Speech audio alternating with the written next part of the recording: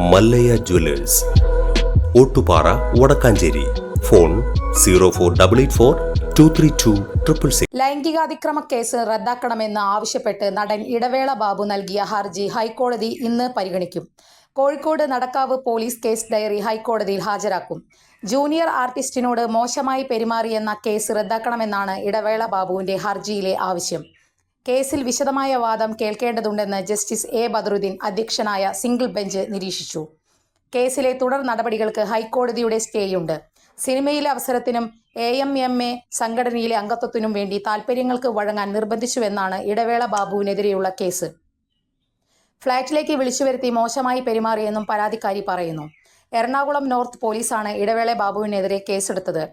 ലൈംഗികാതിക്രമ കേസിൽ നടന്മാരായ മുകേഷ്, ഇടവേള ബാബു എന്നിവർക്ക് നേരത്തെ കോടതി മുൻകൂർ ജാമ്യം അനുവദിച്ചിരുന്നു. തെളിവുകൾ പരിശോധിച്ചതിന് ശേഷമായിരുന്നു മുൻകൂർ ജാമ്യം. വാദം പൂർത്തിയായ സാഹചര്യത്തിൽ എറണാകുളം പ്രിൻസിപ്പൽ സെഷൻസ് കോടതിയാണ് ജാമ്യം നൽകിയത്. കൂടുതൽ വാർത്തകൾക്ക് ഞങ്ങളുടെ ചാനൽ സബ്സ്ക്രൈബ് ചെയ്യുക. ഫേസ്ബുക്ക് ഫോളോ അപ്പ് ചെയ്യുക. വാർത്തകൾ വേഗത്തിലറിയാൻ Anytime News.